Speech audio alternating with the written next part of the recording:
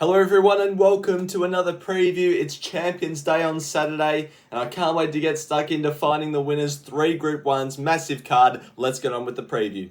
Race 1 to start the day is a benchmark 84 over the 1600 metres. The favourite is England at the $3.40 mark. Second favourite is Nations Call, the top weight, $5.50. Then you've got out to $7.50 for Anahita. Prince Eric is at $9.50 and longer odds the rest. We're going to take a look at the last start run of England. This was at Murray Bridge where it won impressively. It was third up on this day, settled outside the leader, won by 2 lengths.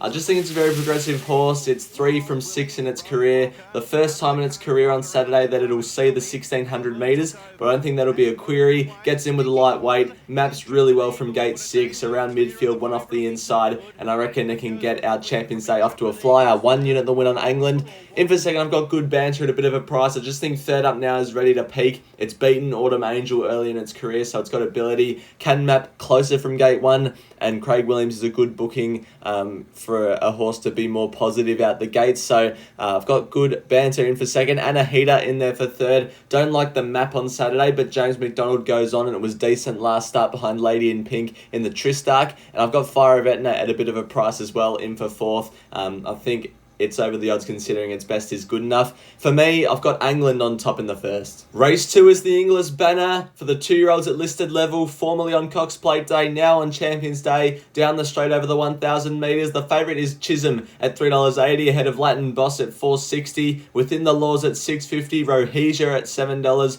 Bouillons at $8, and longer odds the rest. With one at a bit of a price here. Its name is Leave No Doubt. This was its debut win at Bendigo, just in a normal 2-year-old maiden. This was over 1,000 metres. I thought it did really well to go back to the inside and win. It's drawn gate 3 on Saturday, which down the straight isn't ideal, but with 2-year-olds and the rail out, I don't think it'll matter as much on Saturday.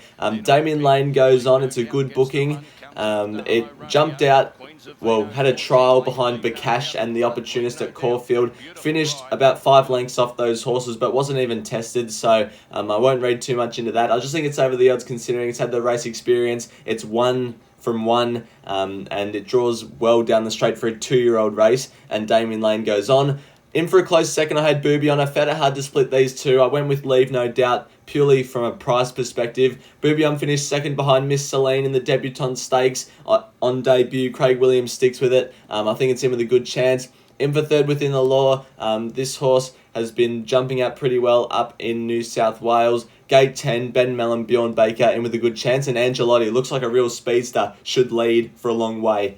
For me, though, I'm with Leave No Doubt at a price. Race 3 is the Group 3 Queen Elizabeth Stakes over the 2,600 metres. Kinesiology is the favourite at $2.70, ahead of Serpentine. The toppies at $5. Barclay Square is at $6. Then you've got out to $8.50 for both Star Vega and also a Maid, and longer odds the rest. Kinesiology, this was its last start run at Leopardstown. I'm pretty sure this was in a Group 3. It ran second on this occasion, looked like it led and just folded late over the 2,400 metres.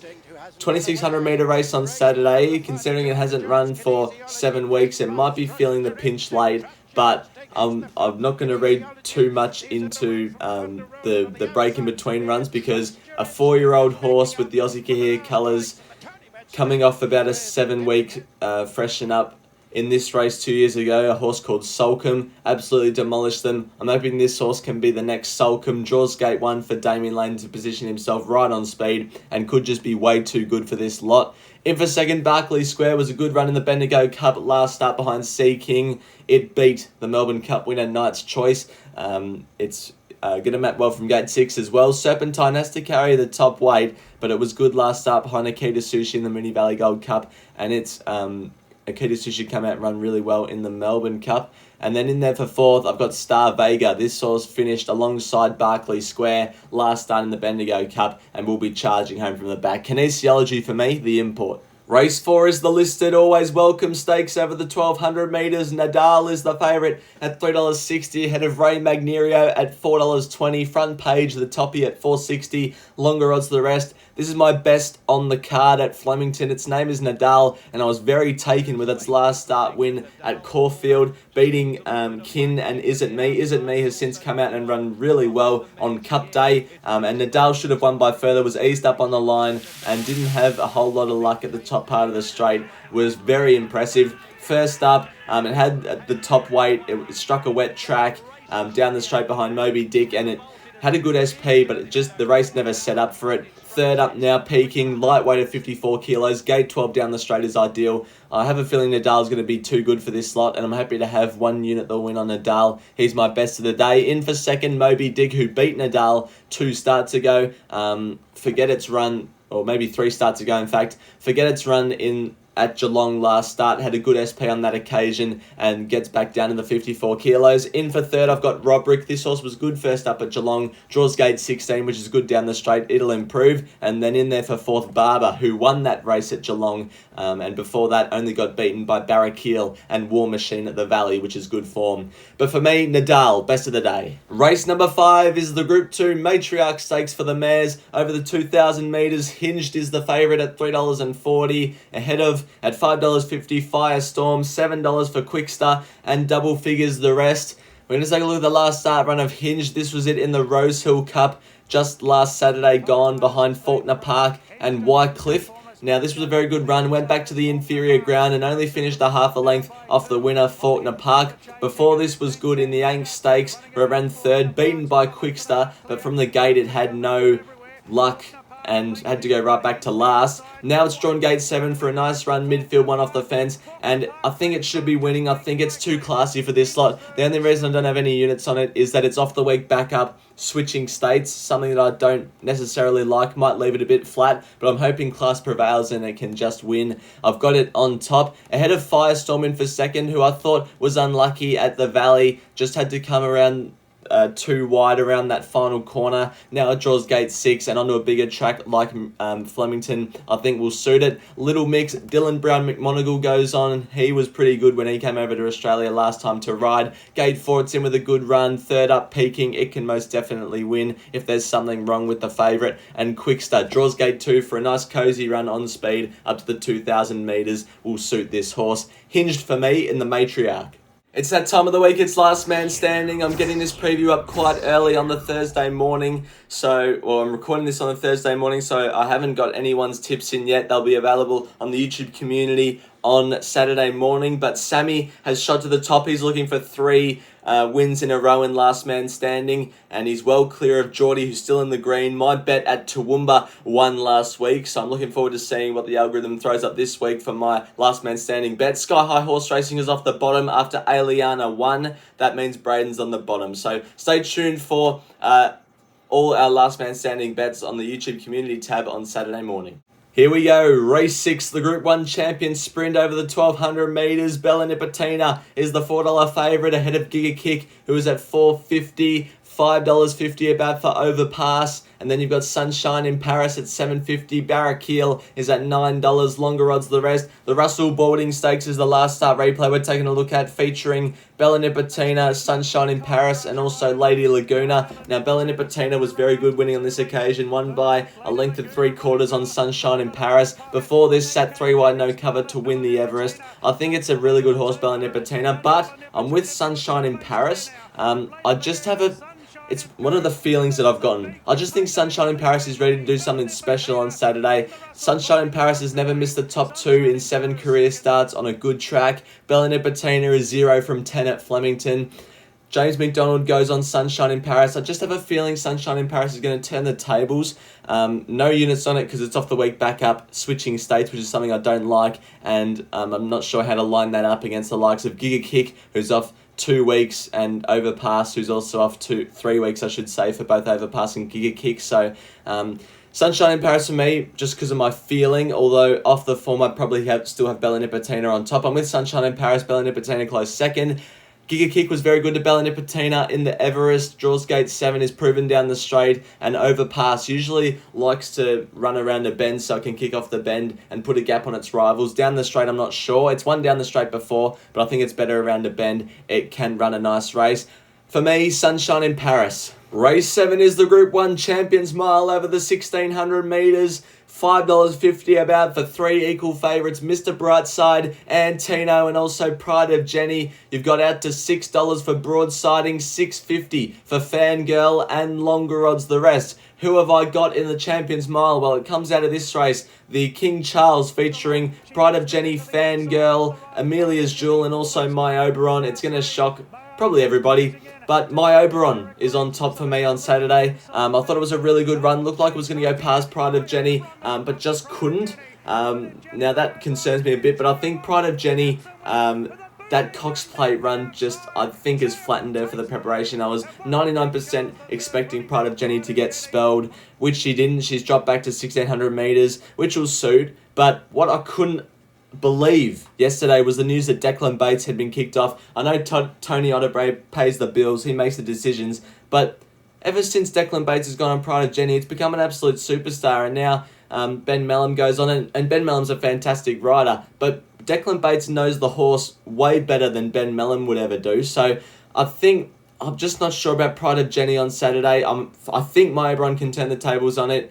It was only a year ago that My Oberon finished 7 lengths off Mr. Brightside in the Cox Plate, but it looks like it's come back really well this preparation. Finished a half a length off Fangirl in the 7 stakes, then went to the Epsom, and from gate 20, only finished 3 lengths off Chaya Wolf, only finished a length off Chaya Wolf last start. Gate 6 will get a nice run around midfield and be running its best. Minor query, it's an 8-year-old. But I just think at the $23 it appeals. Mr. Brightside, blinkers on for the first time, was decent in the Cox Plate. It'll be on speed and again giving its all like it always does. In for third, I've got Amelia's Jewel. Draws gate 10, which I think isn't ideal because that'll have to get a bit further back than what it did in the Empire Rose, but I think it's ready to do something special close to its peak. And Broadsiding was really good at the end of the Cox Plate distance. Dropped back to 1600 metres, I see to be a slight negative, and gate 13 will have to get right back to last, but should be charging home. Fangirl, I'm just not sure about this horse in a high pressure contest with Pride of Jenny in the race. Never seems to perform, but James McDonald sticks with this horse and it could turn its form around. It's good enough too, it's a good enough horse, so we'll see how it goes. But My Oberon and a massive price for me in the Champions Mile. Race 8 is the Group 1 Champion Stakes over the 2,000 metres via Sistina. The Cox Plate winner is the $1.65 favourite, ahead of a Tissue off the week back up at $8. The Melbourne Cup winner of last year, first up on Saturday, without a fight, is at $9.50, rounds off the horses in single figures. Double figures the rest of them. Via Sistina, this was its effortless Cox Plate win. It won by how much in the end? 8 lengths. It's drawn gate 4. It should get a similar position to what it did last start, in my opinion. The only thing that can beat this horse is the fact that it was a good 3-track last start at the Valley. She smashed the track record, and that might leave her a tad flat for this run, but she did 3 laps around Moonee Valley and wasn't flat for the Cox Plate, so I doubt that'll have an effect. It'll really surprise me if she gets beaten, but it's not the bet I'm having. I'd rather than take $1.60 about Via Sistina, I'm taking $2.60 the place about Elias. I think this horse was a clear second pick for me. Has never lost on a good track. Started favourite versus Via Sistina 2 starts ago in the Turnbull Stakes. Forget its last start run in the Caulfield Cup. It had to do too much work from the outside barrier. Now draws gate 2 for a soft run on speed. Nashra Willow rides. It's 7 from 8 at the 2,000 metres. That only loss coming on a soft 6 at Group 1 level in the Turnbull. I think it's a clear second pick. A Tissue, J-Mac doesn't ride it, so I think it loses a bit of quality there. But John McNeil's a decent rider. Gate 1 will be probably further forward than what it was in the Empire Rose, and the recipe worked last year, can work again this year. Docklands, I've got him for 4th. Declan Bates rides this horse, was not disgraced in the Cox Plate, and I think will improve with that run under the belt. Via Sistina on top for me, but I'm having 1 unit the place on Elias. And race 9 to finish today is a benchmark 80 over the 1100 metres. The favourite is Pisanello at $3.10, ahead of at $8 Trapeze Warrior. First up, Crackers Keenan is at $8.50 and double figures the rest. I'm with Crackers Keenan. This was its last start jump out at Flemington over the 1200 metres. Now, the fact that Waterhouse Spot have given this horse a jump out over 1200 metres must indicate that they want to have it cherry ripe for this run. Had some decent form last preparation. Only had 1 run but finished a length and a half away in 4th in a listed 3-year-old race. The preparation before that finished 3rd behind a horse called Mumbai Muse, who was very good. It's gelded heading into this preparation. It has to go against the older horses for the first time, but I just think from gate 16 it'll be out in front, and Waterhouse Spot have got it cherry up for this run in my opinion. I've got it on top. Along the River, I was surprised it's such a long price. It won a benchmark 74 last start by 3 lengths, beating Mantua and Jewel Bay. Ryan Houston claims 3. Gate 19 down the straight is a good gate. I'll probably have something each way on it on the day, but none for the staking plan. Sub 6 for me, in for 3rd. Gate 15 is a good gate down the straight. Mickey D jumps on, was a good last start winner at Sale, and then in for 4th, Mantua. Dylan Brown McMonagle goes on, got beaten. A fair space by Along the River 2 starts ago, then came out and ran 2nd behind Brazen Lady on Bendigo Cup Day. It's in with a decent chance. Crackers Keenan for me on top. Along the River in for 2nd. Now it's time for the quaddie. Only got 2 out of 4 legs last week, which isn't ideal. You're aiming to get 4 out of 4, only getting 2. It's only about 50%, which isn't a great percentage. But we move on to this week, the Champions Sprint. I'm going for 1 Giga Kick, 2 Overpass, 4 Barraquil, 5 Bella Nipotina, 6 Sunshine in Paris. In the Champions Mile, going for 1 Mr. Brightside, 2 My Oberon, 6 Another Will. Declan Bates got kicked off Pride of Jenny, now rides Another Will. It'll be so funny if Another Will wins on Saturday. 11 Amelia's Jewel and 13 in Broadsiding. Only going for the 3 horses in the Champions Stakes. Could have gone 1 out, but just in case Via Sistina is flat off that Cox Plate run and doesn't run up to her best, I've got the 6 Elias as well as Via Sistina and the 11 at Tissue. And then in the last race, it's pretty much a lottery, the last race. 3 Miss Icelandic, 4 Along the River, 5 Crackers Keenan, 13 Sub 6, 14 Mantua, 17 Jewel Bay. I'm leaving out the favourite Pisanello in that race.